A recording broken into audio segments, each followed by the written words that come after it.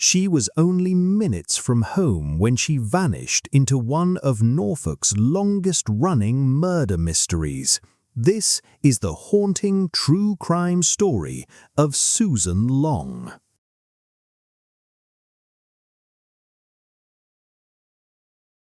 Some crimes become mysteries because almost nothing remains. No witnesses, no physical evidence, no clear timeline. The murder of Susan Margaret Long is disturbing for the opposite reason. Investigators knew where she had spent the evening. They knew which bus she had taken. They recovered biological evidence, unusual vehicle paint, and microscopic material from the place where her body was found. Decades later, advances in forensic science would even provide police with a complete DNA profile connected to the crime. Yet the identity behind that profile has never been publicly established. Somewhere during an ordinary journey home through Norfolk, an 18-year-old woman crossed paths with somebody who has remained unnamed for more than half a century. Susan Margaret Long lived with her parents in the market town of Aylsham, north of Norwich. She was their only child. At 18, she had already begun working as a clerk for Norwich Union in Norwich, travelling regularly between the city and Aylsham. Norwich was also where her steady boyfriend lived, and the couple often went out together. Susan had recently bought a car of her own, but she still used public transport, and on Tuesday, the 10th of March 1970, she travelled into Norwich by bus. Nothing publicly documented about that day suggested that Susan expected anything other than another evening out, followed by the familiar journey home. That night, Susan and her boyfriend went to the Gala dance hall in Norwich. The Gala was one of the places the couple regularly visited. At approximately 10:25 p.m., Susan left to catch her bus back to Aylsham. Her boyfriend would later be investigated and eliminated from the murder inquiry. From the moment Susan left the Gala, the case becomes a reconstruction assembled from transport records, witness accounts, forensic findings, and memories that were later revisited many years after the crime.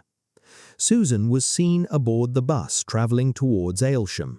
Her usual stop was at the Aylsham marketplace, where the bus arrived at approximately 11:10 p.m.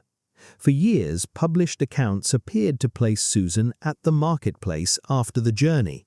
A BBC report from 2004 described a fellow passenger as having seen her there after she left the bus. But when police discussed the case again around the 50th anniversary, they offered a more cautious version. Investigators said that although everybody had long assumed Susan got off at the marketplace, nobody could now be confirmed as actually witnessing her step from the bus. The driver had been questioned during the original investigation, but he could not remember. That uncertainty changes the final known part of Susan's journey.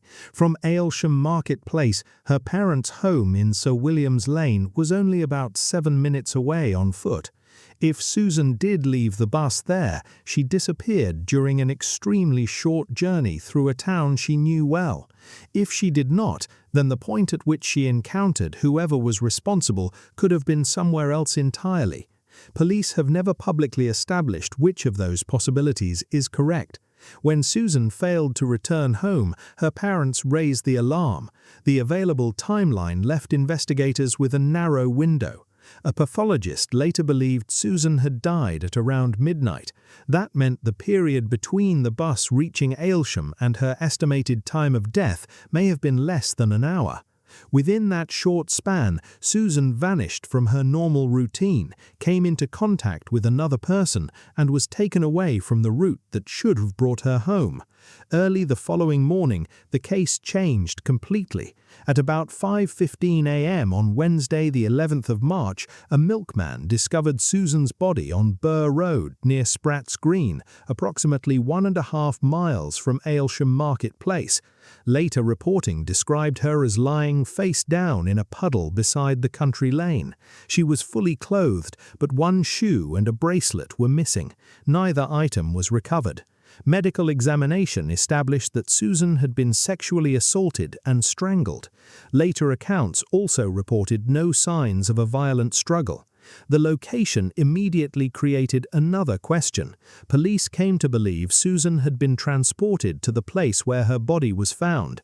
They could not determine whether she had entered a vehicle voluntarily or whether she had been abducted.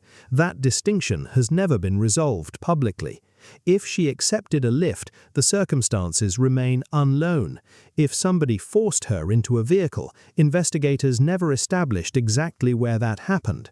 The uncertainty surrounding the marketplace meant even the starting point of that final journey remained open. The murder triggered a full-scale investigation led by New Scotland Yard. Officers began reconstructing Susan's movements, questioning people connected with her, and examining everyone who might have shared part of her final journey. Her boyfriend was eliminated from the inquiry, as were fellow bus passengers who were investigated. Police spoke to approximately 3,700 people and completed around 10,000 questionnaires during door-to-door inquiries. For a crime centered on a small Norfolk town, the scale was considerable. One of the strongest early leads came from biological evidence recovered during the forensic examination. Semen connected with the sexual assault allowed investigators to establish that the offender belonged to a rare blood group. DNA profiling did not yet exist, so blood group analysis represented one of the most useful scientific tools available at the time. Police began collecting blood samples from men living around Aylsham, eventually taking approximately 835 samples, yet no match led investigators to Susan's killer. The blood testing campaign contained a weakness that would become more obvious decades later. Men could refuse to provide a sample. Andy Guy, who later became cold case manager for Norfolk Police, specifically raised this point when discussing the original investigation. A person who declined testing could therefore remain outside one of the strongest elimination methods available to detectives in 1970. The enormous number of samples collected demonstrated the scale of the inquiry, but it could never guarantee that every relevant man had been tested. Then investigators found another clue, and this one was unusually specific. Tiny flakes of vehicle paint were discovered on Susan's clothing.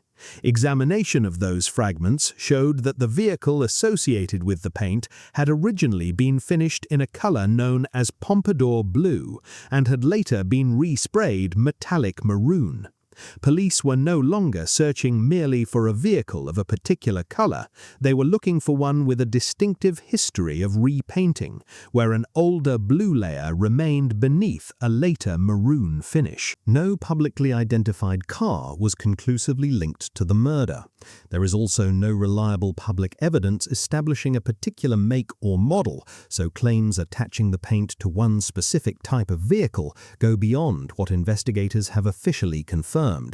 What can be said is that the paint became a major line of inquiry and supported the wider police belief that a vehicle had played a role in Susan's final movements. Forensic specialists found another microscopic trace. Fragments of bitumen were recovered from Susan, and investigators contacted Shell for assistance. According to later police reporting, the material was linked to the road surface where her body had been discovered.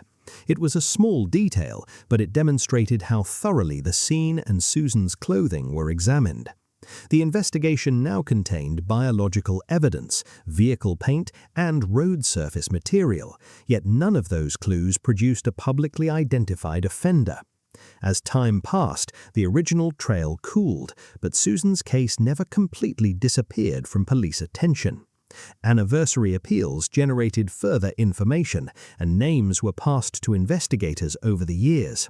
Andy Guy later acknowledged that rumors had circulated around Aylsham and that police had been given several names. Those people were looked at, but no evidence emerged that allowed police to publicly identify any of them as Susan's killer. Local suspicion, however persistent, could not replace forensic proof. The case gained new momentum when forensic science advanced far beyond anything available to the detectives of 1970. From 2003 onwards, officers and forensic specialists returned to preserved material from the investigation. In 2004, Detective Superintendent Martin Wright led a renewed inquiry following developments in DNA analysis. Evidence that once revealed only a blood group could now potentially reveal genetic information unique to an individual. The renewed investigation eventually became associated with Operation China. Familial DNA searching offered investigators another route. Rather than relying only on finding the offender's own DNA already stored on a database, familial searching can identify close genetic similarities that may point towards relatives. In Susan's case, police hoped that a biological connection might lead them towards a family and eventually towards the man responsible. In 2010, investigators pursued another development using familial DNA comparisons based on what Norfolk Constabulary described as a likelihood ratio list. New factors could be incorporated into the searches, potentially refining how genetic relationships were evaluated. Even with those advances, Operation China failed to identify the offender. The technology had transformed the evidence, but it had not yet transformed that evidence into a name. By the 50th anniversary in 2020, Norfolk police revealed just how far the forensic work had progressed. Detectives said they possessed a complete DNA profile of the suspect. That changed the nature of the mystery. The investigation was no longer searching only for traces left by an unknown man. Police had genetic information capable of testing a credible name, should one emerge. Andy Guy described the position plainly. With a name and DNA, police believed the case was solvable. Investigators even indicated that the death of a serious suspect would not automatically end the possibility of comparison. If sufficient grounds existed, DNA could potentially be obtained through exhumation. Half a century after Susan's murder, science had kept open a route that the original investigation never possessed. For Susan's family, those decades passed very differently. Her mother, Molly Long, lived with the unanswered murder of her only child for more than 40 years. Each renewed appeal and each scientific advance offered another possibility that the person responsible might finally be identified. Molly died in 2014, aged 88, without receiving that answer. Later reporting described how she had endured years of publicity surrounding Susan's death and the continuing investigation. She also left a substantial legacy to Aylsham Parish Church, contributing towards a community centre in the town where she had spent so much of her life. There are many theories that could be imagined around Susan's final journey, but the evidence places clear limits on what can responsibly be said.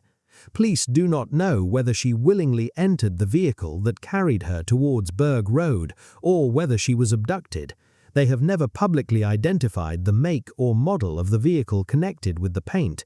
No named suspect has been officially established as the killer. Rumors circulated and investigators examined names given to them, but speculation has never closed the case.